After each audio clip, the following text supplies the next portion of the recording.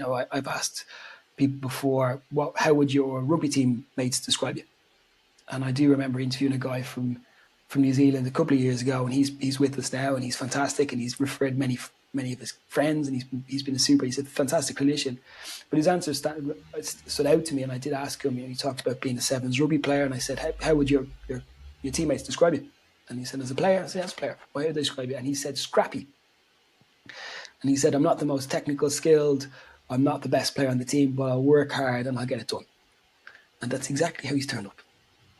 And I just thought that was something that stuck with me. And it's about that. He's got the technical skills. I know he's got the degree. I know he's got the qualifications. He's answered the questions on an ACL beautifully. That's great. And he's got something about him. I think he's got good humility, good insight. So yeah, they're the kind of things I try and pick out of an interview. Well done. You have finally discovered the most important health podcast you will ever need as a medical professional. The conversations you are about to hear are guaranteed to change your clinical practice and hopefully transform you into a better conversationalist. They could even make you better crack at parties. Welcome to TCUP, where swearing is guaranteed. Eddie Smith, and Will Tukama. I'm good. Thanks very much. Thanks for translating to our English-speaking countries. You caught me off guard. Yeah, that's the whole the game, Well, what we're going to do, obviously, Eddie, we're not going to dive into who you are or what you are. We are obviously going to touch on that. You're an MD of 6 physio, based in London mainly, isn't it, Eddie? In London and Southwest, yeah. So we're down in Bournemouth and Dorset as well, Linfield, but primarily in London. Cool. So if anyone, I think they're really useful anyway, and it works really well with these conversations, is Andy Thomas does life stories. And so he's talked to you in good depth, which I think was a really good interview again. So I point people towards that if they really want to know a little bit more about you and your career. What I'd like to do though today is obviously just unravel a few things around your role and how we can maybe improve things with regards to healthcare. So first thing though, which I didn't send you, is your chosen subject is soccer players from the 1990s. Are you ready to take the challenge? I'll have a go. Andy, this was on our website from a long time ago, and it's one of those where you have to choose something that you're good at. And I think I said I'm good at naming obscure Premier League stickers I'm talking about. This is going to be. It's only a few questions. So, can you name the 4 strikers who played up front for Manchester United in the treble-winning season? Yeah, I probably can actually. Yeah, and I'm not a Man United fan, so I would say it was Teddy Sheringham, Ole Gunnar Solskjaer, Dwight York, and Andy Cole. Correct. What French striker won back-to-back Premier League titles with 2 different clubs? Zaire Cantona. Correct. Who scored the winning goal in the 1996 FA Cup final? I think it was Zaire Cantona. Who's the most successful Premier League club of all time? I'm going to say, you're going to say Premier League, or are we going to say Premier League? I'm going to go Liverpool. I know they haven't won the most Premier Leagues, but I think that's just detail. Factually, you're incorrect, but I was only winding you up because I just wanted you to say loads of Man United players because I knew you were a Liverpool fan. So that was a little bit harsh, but I thought I'd get you off that one. Right, quick fire questions as well, just for people to kind of get to know you a little bit more. I'm going to say 2 things. You've got to go one or the other. Is that all right? I'll have a go. AC Milan or Napoli? AC Milan. Night in or night out? Night in. A 1-year-old. Bohemians or Shamrock Rovers? Bohemians. Northside man. Oasis or Blur? Oasis. Therapist or coach? Coach. Italian food or Mexican food? Oh, I'm going to say Italian food overall. Exercise or communication? Communication. Strength or cardio? Strength. Roy Keane or Steven Gerrard? I'm going to say Roy Keane. Good man. London or Dublin? I'm going to say London, but I can explain. No, you can't. That's the beauty. You can't. You can't. Nice one. Cheers for playing along, Eddie. The next one is with regards to music. I don't know how much you're into music, but I like to ask this question in regards to, because I get some great answers on it. What Okay. if you were to use a song or a band or anything music in general to sum up maybe your style? As I know you were a physio, obviously that's a little bit different now, but just as a therapist, coach, MD, what would you, how would you describe yourself from that side of things? And music style. That's an interesting question. I don't know. I'd probably take that a couple of different ways. If I go with as a therapist, right? Look, I think as a therapist, I'm gonna go with samba music. I'm really into samba. My wife's from Brazil. I have to talk about that. So we're listening to a lot of samba music. The little guy, I've got a 1 year old. He loves music and he's big into samba. So I'm going to say samba because it's very democratic. I think samba is music for everyone. If you've ever been to Brazil, it's Yeah. for everybody. Everybody gets involved. It doesn't matter where you're from or whatever. It's very democratizing, and it's good fun. Often I don't really know what's going on, but it's a good vibe, and there might be something there in terms of my role or certainly my life as a therapist. So I think it's about connecting with people. I think it's about good intentions. It's about partnership, and it's about vibes. And maybe not. I'm not fully fluent in Portuguese, so I'm not 100%. I could say what's going on all the time. Nice. I suppose that, if I'm going to interpret what you interpret yourself, in a role like that, it's really difficult to be in charge of everything. There's a lot of delegation. There's a lot of unknown, isn't there? You have to be quite comfortable with that kind of. I can't speak Absolutely. quite Portuguese, but I could probably move my hips in a way that someone else might understand. I'm having a good time. You've And got to I, go with the flow you got, sometimes. You got to keep yeah, it moving. You've got to go with the flow. So yeah. yeah, and you've got a interesting at the back in your background. People who are listening won't see it, but you've got a tape, like an old school audio tape, which is quite cool. I like that. So then straight into, I've never asked this question. You're my third Irish guest, so it might be slightly Okay. biased. Um, and I had actually Nicola Graham, who's on the last episode.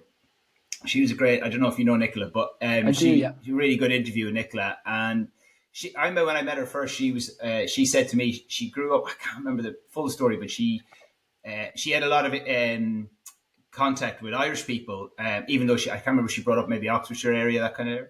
And Yeah. she had said that she said that Irish people in general, from her experience, were really good communicators. Now, obviously, we're both Irish, and we're probably a little bit humble around. Oh, yeah, are we good? Are we not good? Definitely, as a country, you have definitely a rep for making people feel welcome. I think so. Just from your point of view, like it's like joking aside, but do you think there's something in that with regards to our country and how we are with people, and is there something in that? Do you think? Yeah, I do. Yeah, I do actually, Andrew. I think there is something in that, and I think you only have to look at the Irish influence globally to probably maybe say there must be something in that. I think the influence that a very small country, very small island has had on the world is incredible. So I think communication is a big part of that. I do think I've got a head start, particularly living in the UK as being an Irish person. I think if you're thinking about communication being along the lines of connecting with people or being able to get along with people, I think there's something very authentic in that, and it is authentic in Irish culture. I think people generally are interested in people and not necessarily what you do, but who you are, where you're from, kind of more of a common question you'd be asked in Ireland rather than what do you do. So there's something about generally being interested in people. I noticed that difference, having spent 15, 16 years living in the UK, living in London. I do notice that. I think we've got a good head start in that generally when I meet people and they kind of like you without knowing you. I think being an Irish person, your reputation precedes you. People generally get on with Irish people, and I think there's a good reputation internationally. So we're off to a good start, and I think it's easy to lean into confirmation bias. Then I think, and if you generally care about people and you're interested in connection, I think that's the basis of good communication. So I do think so. Actually, yeah. Do you think there's anything that, like, in the culture that makes us, is there anything that it might be a hard question, you might be able to answer this, and maybe I'm going a bit too deep into it. I'm just quite interested in, because I don't want people who are listening who aren't Irish going, oh, you're just banging on about how good you are at that. I don't think every culture brings um, its own ability to do this. Like what I noticed when I came to England. So maybe this might be useful as well, and see what you think, because you were into football. Your story was nearly like, I swear to God, it was like when I listened to your history about like wanting to be into football, playing football at a decent level. You know, that was your focus. It's exactly the same as me. You Yeah, went and did sports science, so very, very, yeah, very similar. But what I noticed, I came to England when I was just turning 18 to university, and I noticed the difference in this, in kind of nearly they really bigged you up. So I came over and I was playing football, and I played at an okay level, and I came over, but they kind of pushed confidence quite a lot. It really suited mm, me. Whereas where mm, I was from, it's a little bit like, don't get too big for your boots, which isn't a bad thing, But I was a confidence player. So I think yeah, I was definitely arm around the shoulder, confidence, that kind of thing was. I didn't respond well to someone roaring at me and giving me yeah, grief. Like that's just not how I was brought up by my parents and stuff. That's not how I got my confidence from. So if that traditional, let's slam them. But when I went to England, I don't know. It's no wonder they get a rep for being quite confident, because that's how they made me feel. I don't know. yeah. Did you get any experience of that kind of thing, or was it different? Yeah, I do. Yeah, and I think I've had the privilege of being able to probably see both sides, having spent a bit of time, most of my adult life living in the UK, primarily. So I can see London as home, I see Dublin as home as well. But yes, I do see that. I mean, for those who don't know, Ireland, I mean, you have a small country. There's a vast history of I don't get into it, but difficult situations, and that there's something that's going to carry down through generations on that.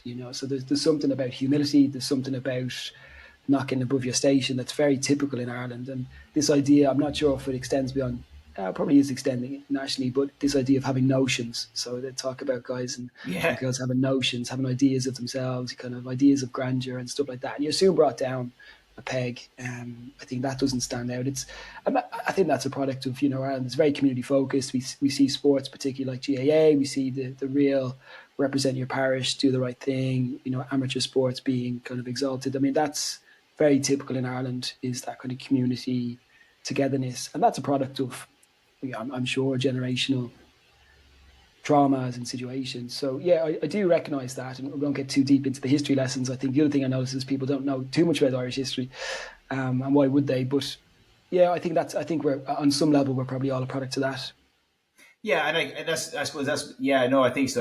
That's a really good point. Especially GA communities are strong communities. Like that's the thing, and you see it in other cultures as well. Like, which might bring me on to the next question, or the next thing I wanted to kind of speak to you about, because when we had a conversation before, you guys, and correct me if I'm wrong, but like hire a lot from the Southern Hemisphere and Yeah. New Zealand, Australia. And I was really interested to see why you thought that was sometimes a good quality in some ways. And I know then definitely certainly in New Zealand as well, there's certain kind of cultural, a similar thing, colonialism and all sorts of stuff like that probably is embedded in their culture. Difficult to unpick, and I'm certainly not intelligent enough to do that. But I think my question is why do you think, because you were really kind of positive about guys from that era, and when I say guys, women and men coming from that area, why do you think that was the case? What traits were they bringing, or what did you feel that they brought to Six for being good physios? Yeah, look, it's a good question. I think when we chatted very briefly on this point before, Andrew, and we have hired very successfully a lot of Antipodeans, so guys and girls from Australia and New Zealand particularly. There's a couple of things with that. I mean, there's definitely a sense of community that goes with that. What I would say is we get a lot of referrals from guys and girls who work with us and tell their friends come over and join us. So, and that's always a great network for us in terms of recruitment. Recruitment is difficult. You never, it's always difficult. So if you can get a referral from a good person who currently works with you, it's a great head start. So we've been very, very lucky with that over the years. And in our current staff makeup, yeah, we have a lot of Kiwis and Aussies. Particularly, we've got a couple of Safas coming through as well. I mean, that would put them in the same category. And I think really what that category is for me is people who have a bit about them in the sense that they've moved across the world to go and try and do something. So I think there's something about that. There's a level of resilience to that. I think the fact that we operate primarily out of London, so that itself is a big draw. They're not necessarily coming to work for us; they're coming for a lifestyle. They're coming to be in London, and how about all the opportunities that go with that. And yeah, so I think they have a bit about them that's generally very, very friendly, very, very engaging with people. I think the way that they train is is very helpful towards MSK. We're primarily MSK as a company in private practice, so I think the way they set up in their courses, they're clinically pretty strong. Always have a lot of skills coming over on the strength and conditioning side of things, the performance aspect. It's that outgoing nature, it's that willingness to learn. So yeah, I've only had good experiences, I have to say, and I think it's there's something about the fact that they've upped sticks and moved and want to try something. There's something about that, I think. Yeah, I think that when you said that to me, that's what jumped straight into my head about like what it's whatever about. Obviously they're English speaking, so that helps them be able to kind of Yeah, go to an English speaking country. I was thinking that the other day, I said I'd love to speak Spanish or something like that, or Portuguese, somewhere where you could actually go, but you're kind of limited to Australia, New Zealand, America, because obviously because of the yeah, language. So what comes with that though is that this it's a long distance to travel. You really do need to, and you have to leave your family. You're at least absolutely. leaving it for a long period of time. Like I have experienced that as going to university in England from the age of 18, and what that kind of brings. And you don't know on reflection, like, do these things make me, change my personality to be able to just stick with things a little bit longer? Whereas if I had the home Mm. comforts, would I kind of push myself a little bit harder in my career, or, and I guess I'm probably going to jump question a little bit just because it's come up. Is that, do you think in physio in general, and I'm not saying about six, I'm just thinking in your experience in the past and just being as a physio rather than directly with your company, that it can be quite easy for physios to land themselves in a kind of comfort zone, or where they just feel quite comfortable in what they're doing and that there's no push to progress. Do you think there's any of that kind of happening, and what we could maybe do to change that?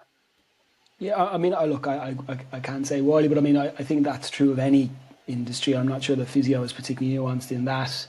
I think there's a danger of that. I mean, it's also, when I look at that, I would think, is that a permanent thing or is that just temporary as well? I'm sure there's moments where I find myself cruising at times. Sometimes you're trying to get through the day, a week, it depends. So it depends. I think people are complex. I think it's difficult to realistically be all systems go on all fronts. We have to remember people are coming to work and they're people.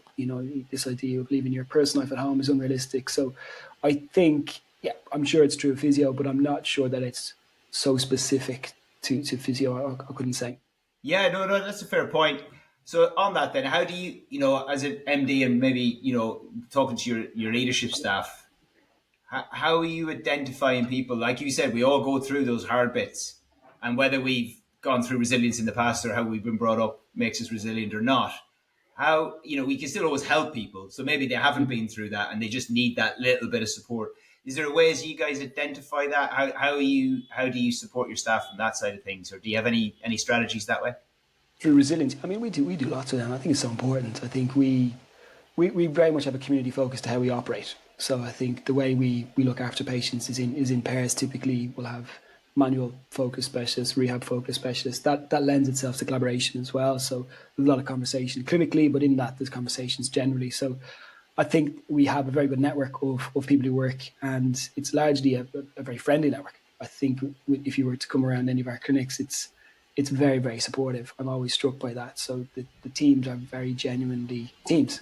And I think that's the key. So that's something we'll be very deliberate about, we'll be very supportive. And then on an individual level as well, I think it's really important to give people those opportunities and to normalise some challenges as well, Andrew. I think we could be very closed off about things and say, well, you got to get on with it. You're at work, why don't you just kind of crack on there? And that's unhelpful for everybody. It's very transactional. That's not the reality. So I think it's very important that we're a space where people can turn up, be vulnerable, be themselves. They know that their teammates are going to be there for them and put an arm around them.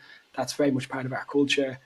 In terms of training, development, yeah, we'll do a lot of leadership or personal development, internal training programs. We'd be looking to help people be, equipped for moments of challenge and for change, which is inevitable at different times. So we look to help people build resilience. But I think mainly resilience will come from networks. It comes from your support network, your group. That can be in work, that can be people outside of work. So we'll encourage conversation, we'll encourage open dialogue. We have a couple of different initiatives on at the moment where we try and be less hierarchical as a organization, as a company. So we try and have a bit more of a network effect than a hierarchical structure to how we operate. So we'll do things like we have, for example, recently a shadow executive. So we have an executive team that looks at decisions strategically, but we'll have a shadow executive team that's more junior people. And they'll also discuss and have exposure to the business challenges and what we're doing as a business and the realities of cost, etc.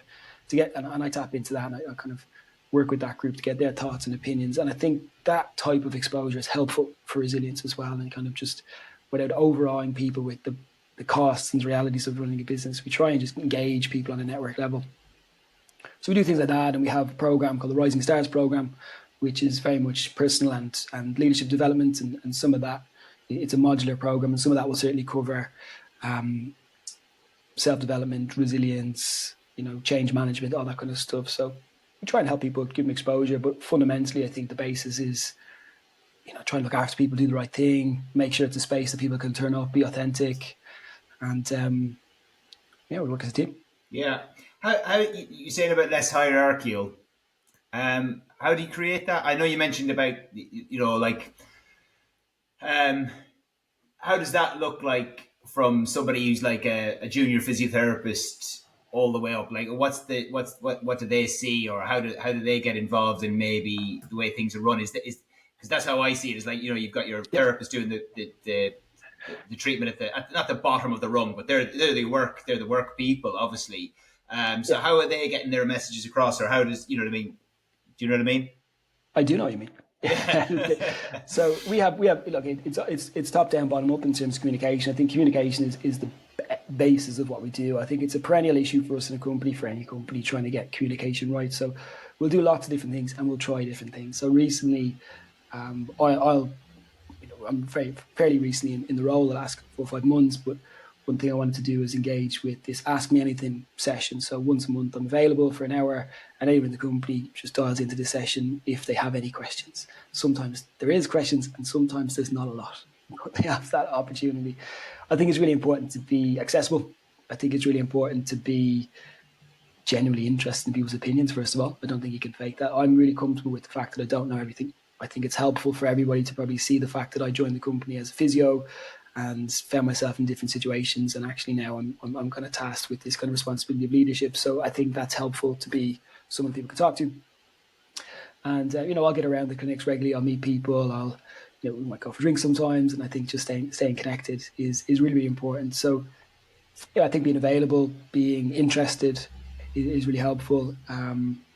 At any moment, people have my email, people have my phone number if they wanted to reach out with questions. We regularly canvass for opinion. We run an ENPS, Employee Net Promoter Score survey, twice a year. So it's coming up in June again. And that's very genuinely a feedback mechanism where people can give their opinions. They give a rating, what's it like to work here, 0 to 10. And then they'll give some feedback and some comments about what are we doing well and what can we do better. And we run that twice a year, and I think it's an important part of what we do. And we take action on it as well. It's not just lip service. So we look at it oftentimes when we see some of the comments, we say it's about communication. It's people not knowing where to look for information, and that's on us, that's on me. So it's largely about communication and explaining things rather than maybe changing everything. Yeah.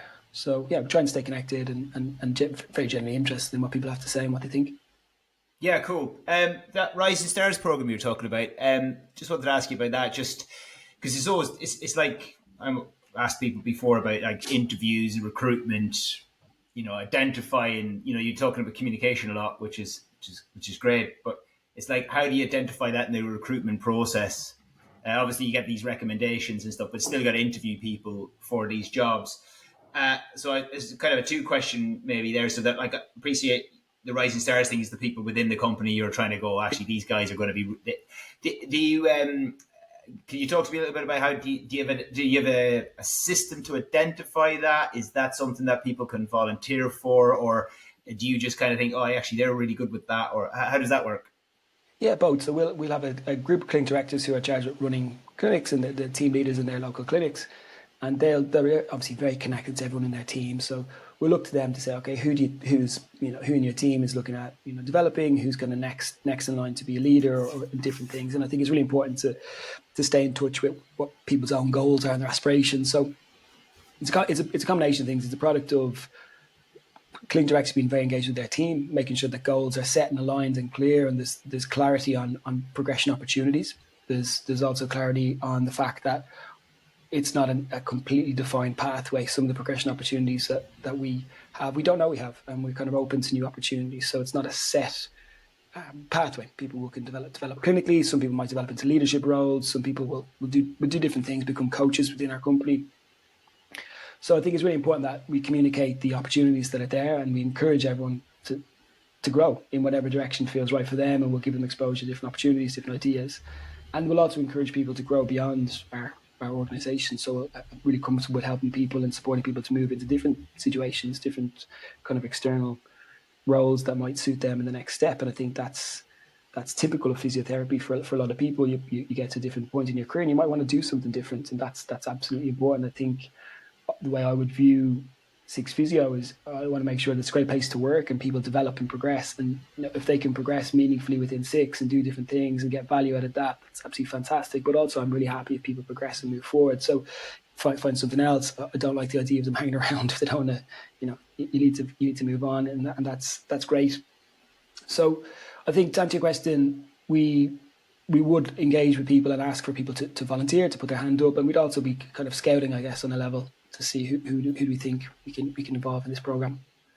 Yeah, cool. And so from a direct recruitment, like want a job with you guys, I suppose the two things here as well is how do you guys identify maybe the non-tangibles? Like, because obviously knowledge is something you can test to some degree, obviously with reasoning, which is generally how I see interviews going, particularly in the NHS, because you can number it, you can rate it, you can say somebody's better than the other person based off that, which I have a massive problem with, because I'm a big believer that I think you can coach people that, but you can't coach people being a coach, if you know what I mean, or you can to a certain degree, but it's much harder.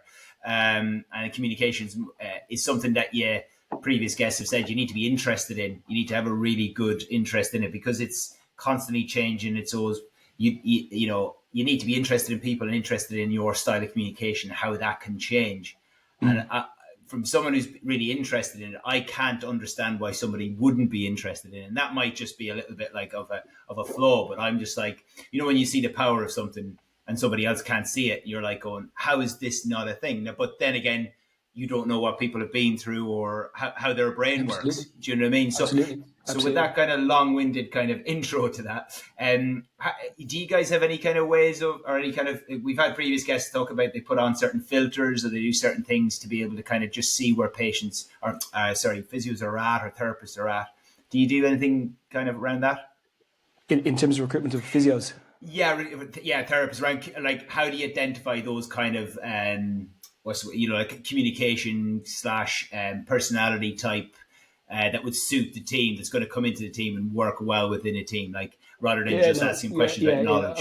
I've got you. I mean, we have a range of different roles, and I think we've got the front of house team, we back office team, and but we're talking specifically physios. I think with the interviews, I should probably say I really don't like interviews. Generally, no, this one's great. But in terms of this is a conversation, such a charmer. This is a conversation. That's the Irish communication. You quickly catch yourself. No, I think in terms of interviews, they're very sterile. It's very performative at times. You're getting a version of somebody, or you're being a version when you're in the interview. You're not really being yourself, right? It's the best version. It's a little bit. The power dynamic is not quite right as well. I just really dislike it. I think it's really ineffectual as a format of finding the best person. I would often hire people having met them and chatted to them, and particularly in more leadership roles, particularly in roles that are tasked with leading teams. I think it's probably easier to have less of a technical Q&A session. When we're recruiting physiotherapists, of course, there's a technical base. Everyone's trained, they've got qualifications, they've come through that level. So there's a level of competency, of course, you need to check within an interview. It's normal. I still maintain that's not the best format for checking that competency. I think we could do something else. I'm not saying that we've got a perfect solution. I don't think we do. I think it's evolving, and I would like to see us change. But if I can think about, I've done a lot of interviews with people over the years, and I think you've got to catch yourself. You've got to be careful, because I know what I'm looking for and I get a sense of somebody pretty quick. But then I got to catch myself on confirmation bias. Am I just looking for something, and is that fair? Is that right? So I think there's two sides to that. You can say, I know what I'm looking for, and that's a bit of energy, that's a vibe, that's a personable person, that's someone who's got something about them, as I say, or the X factor, whatever that might be. But it's typically a warmth, it's typically a level of humility, it's typically a willingness to learn that goes with that. I think people who are keen and eager and care, you can teach them the technical stuff. I think you can pick that up. So you're looking for energy and drive. I came across something recently from, I think it was from Barcelona documentary, and they talk about an intersection of three things, and it kind of became a basis of some of our interviews. I'm not sure if the guys are still using it, but it was kind of talking about, you need that, you need integrity, you need intelligence, and you need energy. And it's the intersection of those three things that you find good people. And I liked it because I think I saw the football documentary and it spoke to me, but it does resonate. I think if you've only got two of those things, particularly for a leadership role, I think you're not going to be that effective. But then it's judging, what do you judge as an interviewer? Does that person have those things? So I think it's a flawed format. I would much prefer to just sit down with people in a informal setting, and I think you learn more about people that way and just have a chat. So our interviews do follow that format. We'll cover some technical questions. We will cover that, but I'd be interested in asking people, what's the latest book you've read, or just tell me something about that. Or, we don't go down the road of kind of the classic Google questions of what would you do if you found yourself the size of a flea or something. I don't think that's particularly helpful for anybody. But we would ask questions, and I would be particularly keen to ask situational questions. I've asked people before, how would your rugby team mates describe you? And I do remember interviewing a guy from New Zealand a couple of years ago, and he's with us now, and he's fantastic, and he's referred many of his friends, and he's been he's a fantastic clinician. But his answer stood out to me, and I did ask him. He talked about being a sevens rugby player, and I said, how would your teammates describe you? And he said, as a player. I said, as a player. Why would they describe you? And he said, scrappy. And he said, I'm not the most technical skilled, I'm not the best player on the team, but I'll work hard and I'll get it done. And that's exactly how he's turned up. And I just thought that was something that stuck with me. And it's about that. He's got the technical skills. I know he's got the degree. I know he's got the qualifications. He's answered the questions on an ACL beautifully. That's great. And he's got something about him. I think he's got good humility, good insight. So yeah, they're the kind of things I try and pick out from an interview. It's funny, isn't it, when you ask the question? It's hard, isn't it? Like no matter how many times you ask this question, no one's going to have a crystal ball when it comes to emotional intelligence or understanding whatever that is. And like you just said, like some of those questions may suit some people. I remember, I've heard a great story about something like, what would you do with this Lego brick, or what would you make out of this? And people come up with some brilliant answers, and then they hire them and they were the best person ever. But then again, I'm putting myself in that situation thinking, God, if I was mega stressed, what would I don't think I'd be creative in that moment. But yeah, you give me 5 minutes later on, I'd be like, I'd do this. So it all depends on your mood state. So is it down to us as the interviewers, or if you're recruiting, to create an environment that makes people feel that they can be quite open around this? And that's the thing, isn't it? It's just, how do you develop that environment? And I think that's from my opinion, I don't know, because you obviously with your role it is something that needs to be talked about a lot more. And I think even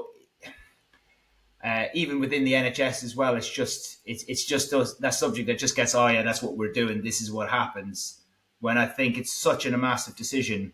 And I think it should be also something that comes into maybe, and I know a friend of mine, Mike James, does it down in South Wales when they're interviewing for physiotherapy degrees as well. Because again, the interview I remember doing for the Royal College of Surgeons in Dublin, absolutely just awful. It just did not suit me at all. And I came out, I actually didn't get a place. Yeah. And then someone dropped out, so I got in. And I'm just thinking it's mental. But I remember coming away, I was in tears, like, because I was just like, this is what I've always wanted to do. It, been really dedicated to doing it. I worked my ass off, got there, and it was just the questions were just not for me. I just didn't suit me. You know what I mean? So I'm sure you get loads of people's stories around that. But I think it's just, as a topic, I think anyone who would be listening to this conversation, I think we just need to continue to keep asking questions and trying different things and maybe having different ways of interviewing people.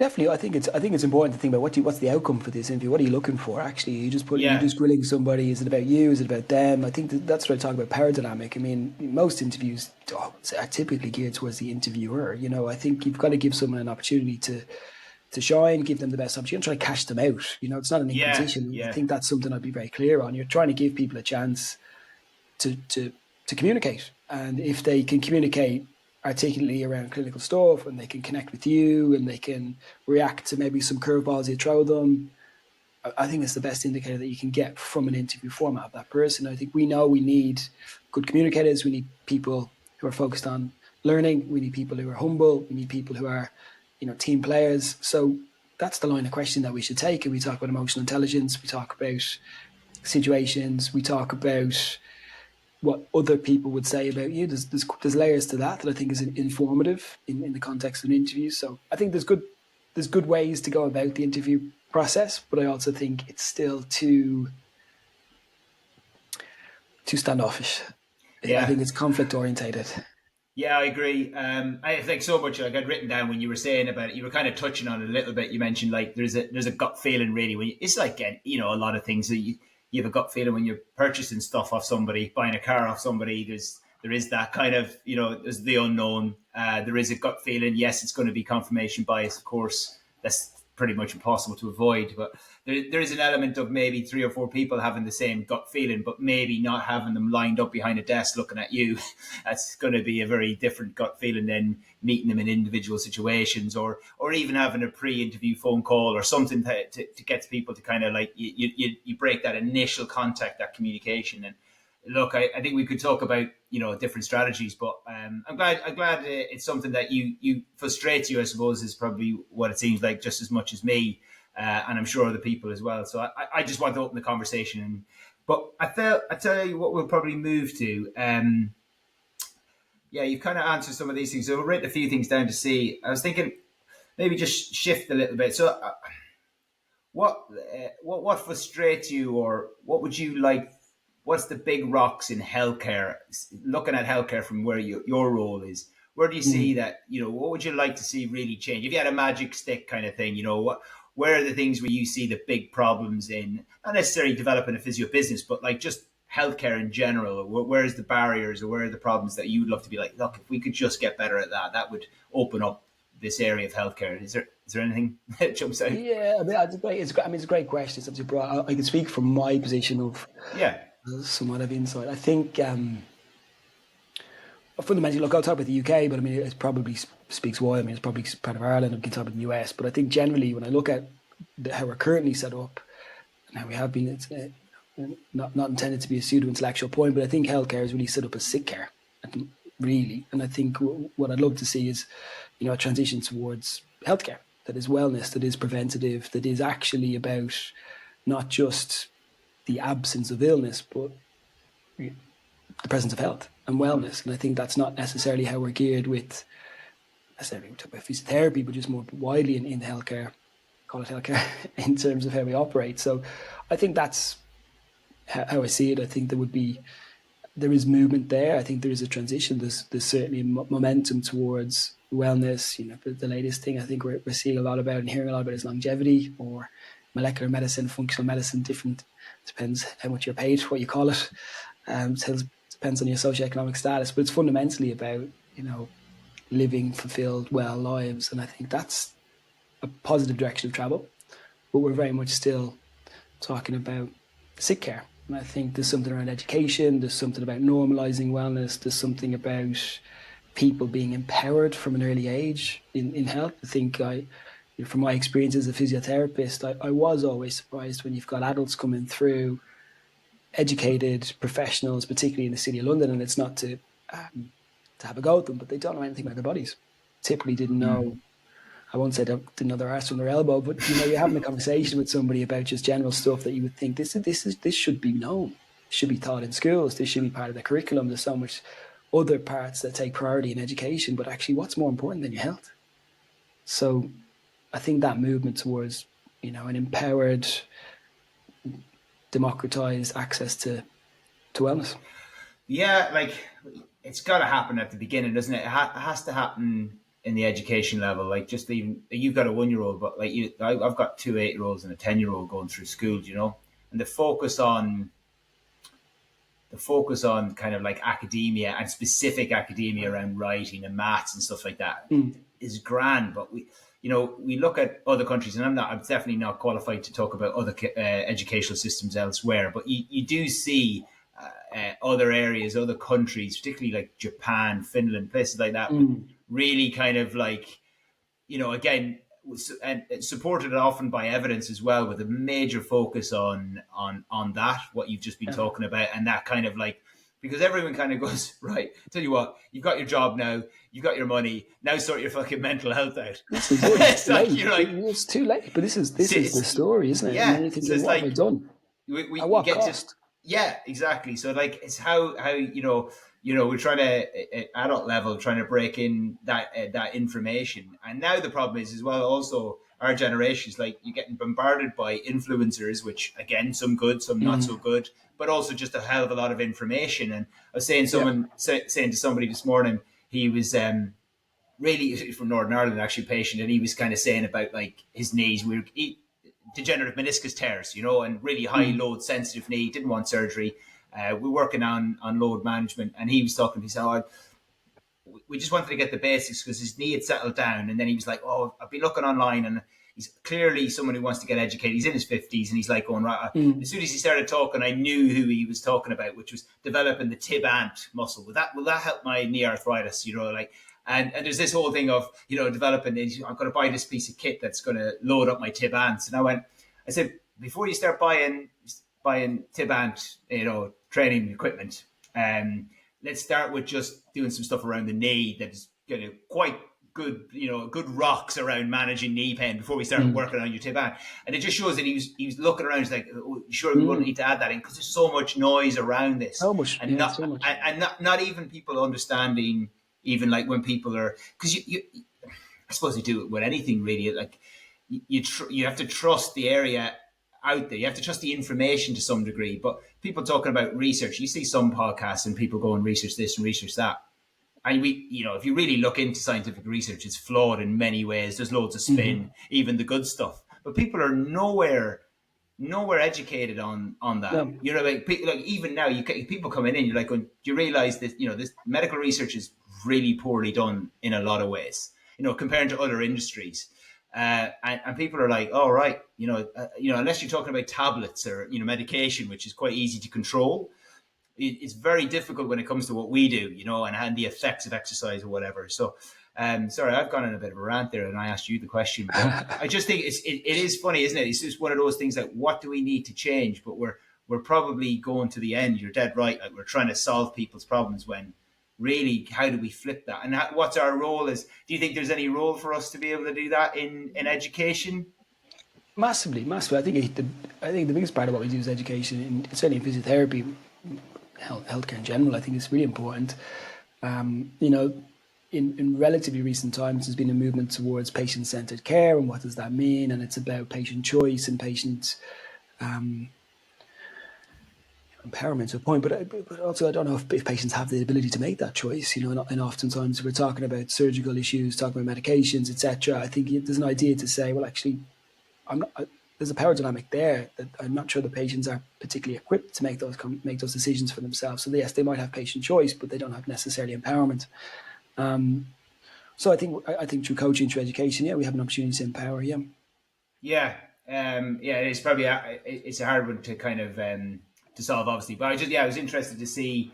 Yeah, there's a shift. Do you think there's just we'll go back to your point, like that idea of health, wellness? What did you think would be the major barriers to people? Maybe not even like patients, because I think often patients are ahead of the game and they're looking for it, but we just aren't providing it because we're stuck in an archaic kind of strategy.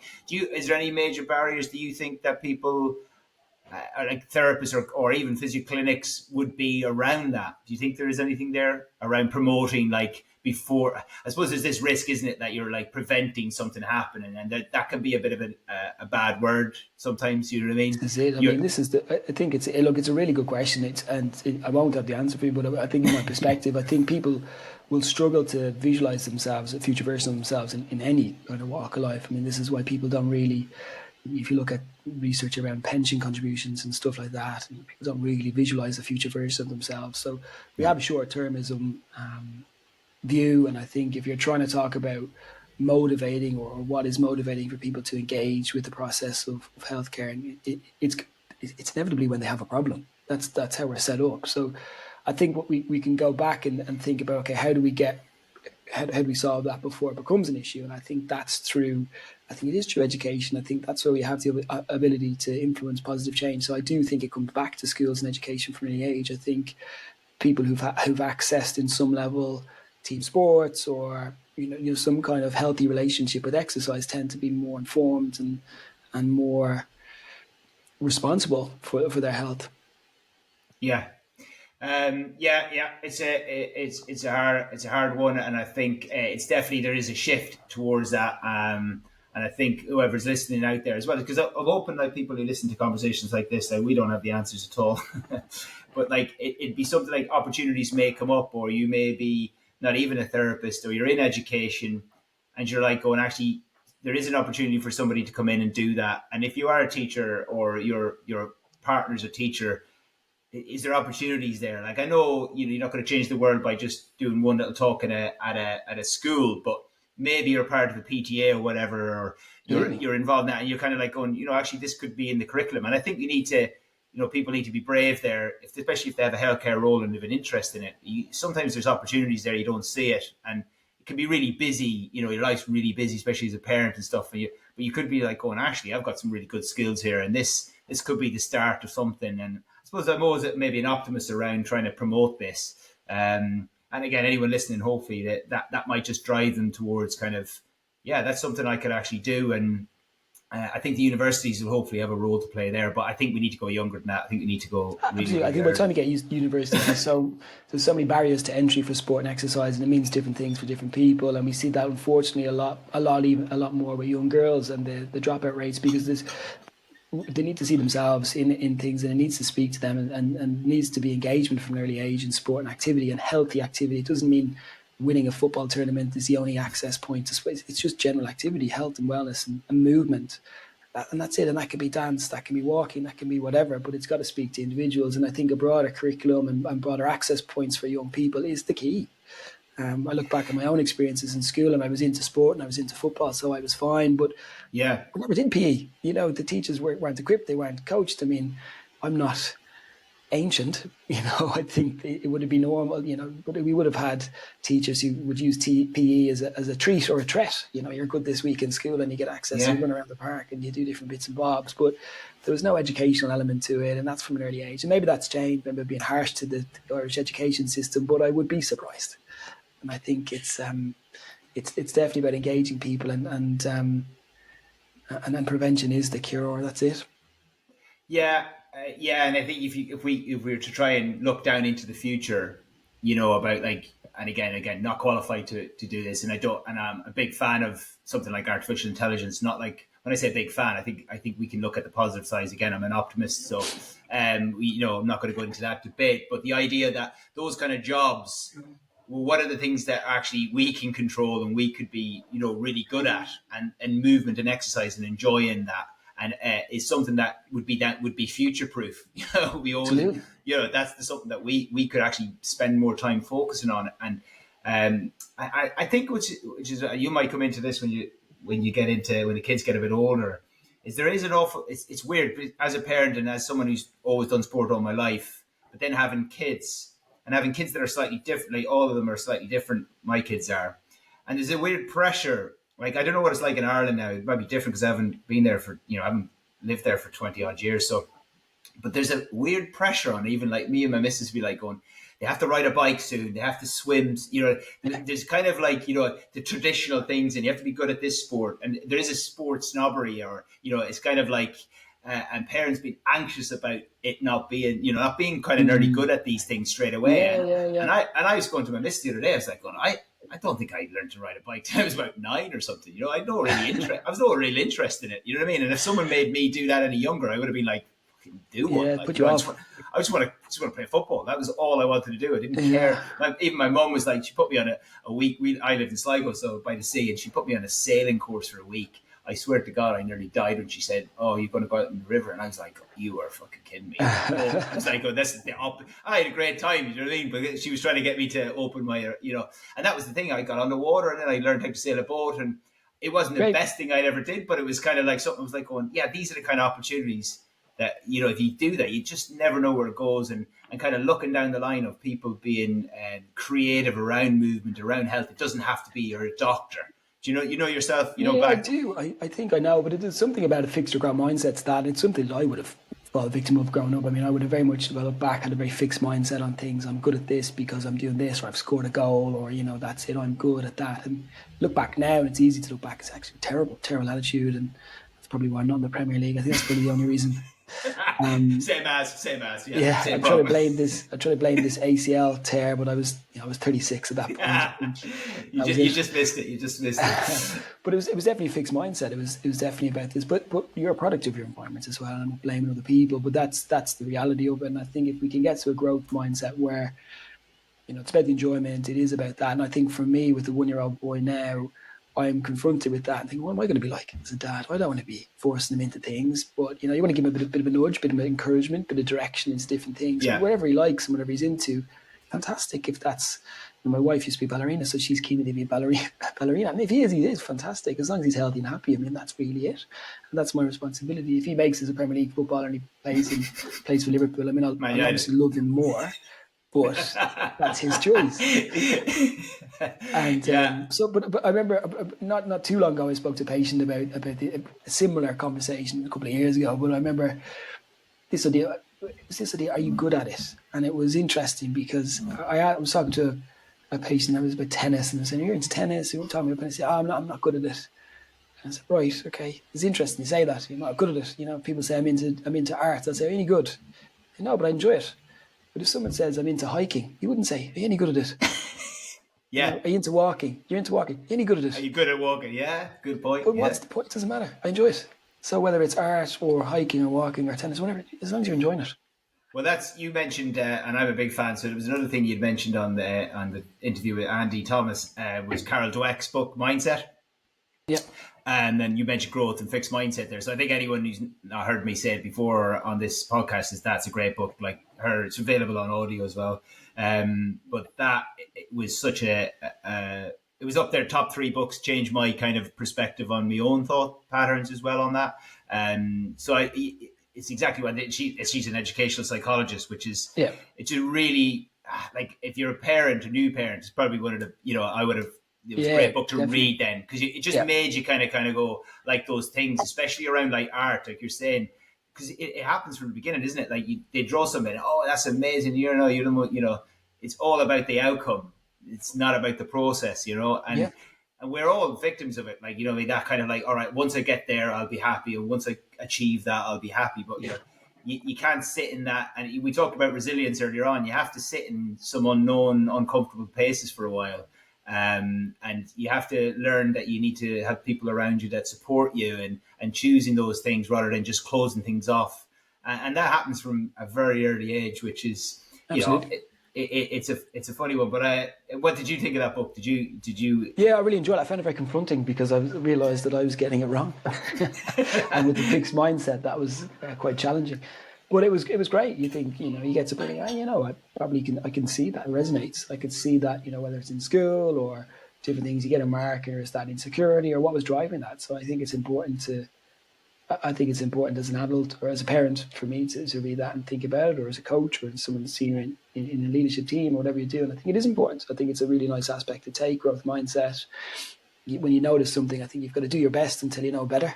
And then you've got to change. So I think for me, a bit confronting, but really helpful actually. Yeah, cool. Is there anything you know? Because I know you've done loads of stuff. Again, back to your interview before, that you would take that you've taken from other industries or read. I took a lot from marketing. I won't go into that, but is there anything that that led into me as a therapist and even how I spoke to people. And that sounds weird because you're like, but they're the kings of psychology or queens of psychology marketers. Was there anything that you stood out when you were doing any? Because you did it. Did you do an MBA? Is that right? Yeah. Yeah. So was there anything outside of or that you see in other industries that you're like, you know what, we should do a lot more of that? Is there anything that stands out?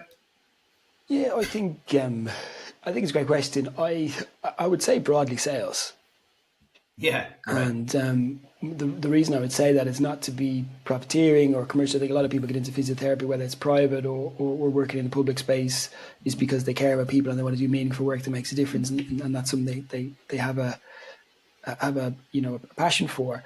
But when I talk about sales, I think you made a point earlier about confidence, but I think it's about, we are in sales, as healthcare professionals, but what we're selling is a future version of someone's self. So we talk about the preventative. You're trying to communicate a future outcome, and you're talking about you'll recover. You'll get to that end point if you do this and this and this. And that's about persuasion. That's about communication. That's about painting a picture and a pathway. So I think that's sales. I think when a lot of people are comfortable with sales, people I talk to in physiotherapy, I understand it, because if the perspective on sales is very much fix on this idea of something sleazy or manipulative, or we often ask people to draw a picture of what they think of when they think of sales, and it's a second-hand car salesman in a suit, and it's the kind of Matilda's dad type character that comes up again and again. And it's interesting, where does that come from within that cohort of physiotherapists that we work with typically? But yeah, I would say sales in the sense of communicating the value of what you do. Yeah, and that in itself, communicate the value, and I think with this, you could talk for hours, and I think the fundamental point is that how you communicate that, and I think possibly if you're finding that hard, it would sound like you would, to me, that you would probably need to get some coaching, training, or some support on that, because saying about sales, this is not about, all right, you need 5 sessions. This is about, like what you said, is you're selling a future version of that person. They've come to you for their help. Once you kind of get a coaching model together, you can be like, right, well, this is what you say you want and what it looks like, and when it's all perfect.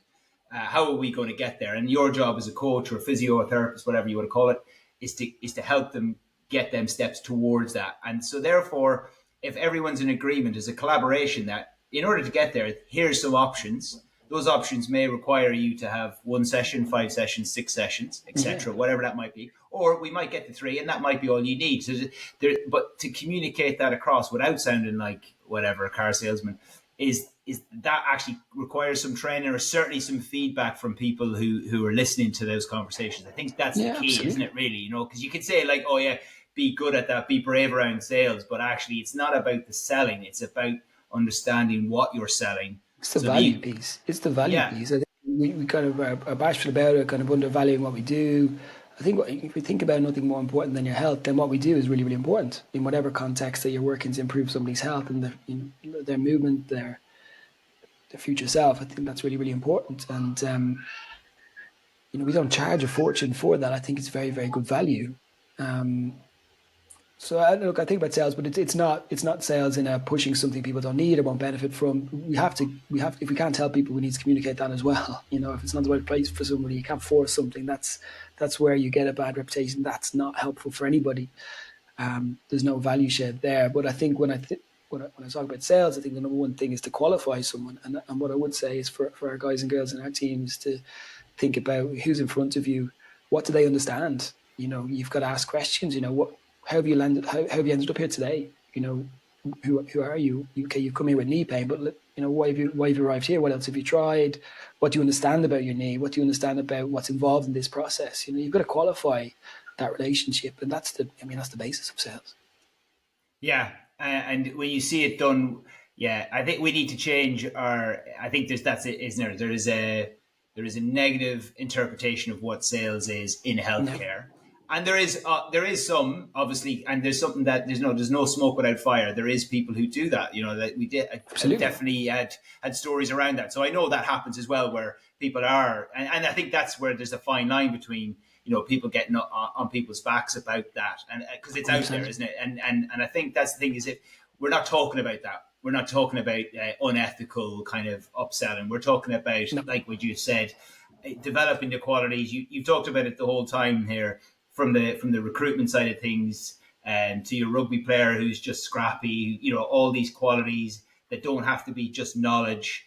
To be able to kind of like look for opportunities in your workplace, whether that's NHS or in a private industry.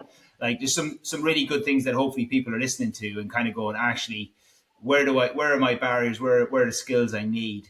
And to finish up then on that, then is it like if you were to, it's a really hard one, but what kind of qualities, like if you were to give, again, even if you just give one, but what are your top 3 qualities in somebody? Let's make it a bit easier.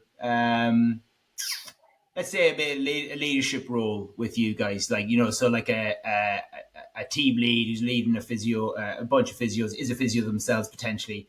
And what would 3 kind of qualities you think that people should kind of look in to develop themselves in that role? Humility is number 1. I think it's easy to say, but I think you've got to recognize that, okay, your leadership role, it's not it's not a position necessarily of authority. It's a responsibility. You don't just you don't get rewarded with leadership. I think it's a responsibility, and I think you've got to be humble to the fact that you're on some level serving. I think that's number 1. I think you're looking after your team and helping people develop. Your role is now to help other people achieve their goals. You're a vehicle to their growth. I think that's humility. I think action. I'm kind of key on that. I think proactivity and action. I think it's easy to talk. You've got to do what you say you're going to do. You've got to take action in a positive, affirmative way. We talk about culture and values and aspirations, and that's all great. But it's only great if you take action. And I think that action from leadership, you've got to walk the walk. You've got to do. You set the tone. You're on stage. People are looking at you. You've got to take action. You've got to be the role model for what you want. And maybe accountability as well. I think that comfort where things go wrong, it's on you. Your team has a great success. That's the team. Things go wrong, that's on you. Nice one. And I think that it's interesting. There's such crossover. Even it doesn't matter. That would be the same for your role. That would be the same. You could easily map that over your role. You could put, maybe not, but you could map it over a therapist role as well. All those things are the same thing. Humility in front of a patient to understand the situation. So it's quite interesting because me and a good friend of mine, Andy Hosgood, always talk about the overlapping of it doesn't matter what job you do, and you could easily map those things on anyone. Taking action. Humility and accountability are all really, really good, strong words. And I suppose if anyone's listening, how you develop those things and having conversations around would be probably the big difference when you're going for an interview, because it'll come across in your when you used to kind of, I remember preparing for interview questions and, I just didn't think of those things to kind of, examples of how that would be when they're just, they're the things that, so I'm hoping that people listening would kind of like, if you are going to do an interview or you're going to go and be interviewed by a company and they're saying those things, I suppose that's a good company to work for, I guess. Definitely. And I think anyone is, useful, if you're going to interview, I find useful is this STAR technique. You think about a situation, task, action, result. So talk about something that's happened. This was the context. This is what I did. I think that's it. I think I've made up my own thing there. Misquoted it. Highly likely I've got that wrong. But the concept is there. Think about a situation. What did you do? Yeah. What was the outcome of that action? That's helpful to have a couple of those in the bag. Definitely, yeah. And you mentioned authenticity as well. And I think if these stories are authentic, it comes across even better. You know what I mean? They're not prepared. You know what I mean? If you just have that natural kind of feeling of, but it doesn't have to be clever. It just has to kind of show that kind of like, as you said, those really those useful terms. Eddie, I won't take any more time. I really appreciate you coming on, and thanks again. No, pleasure, Andrew. Thanks very much. Thanks for listening to TCUP. If you liked it, tell all your friends. If you didn't, well, maybe you'll like the next one. Go to procareeducation.com or Procare Education on Instagram for more information on courses and the Bamboo Project. And remember, always be sound and not a dickhead.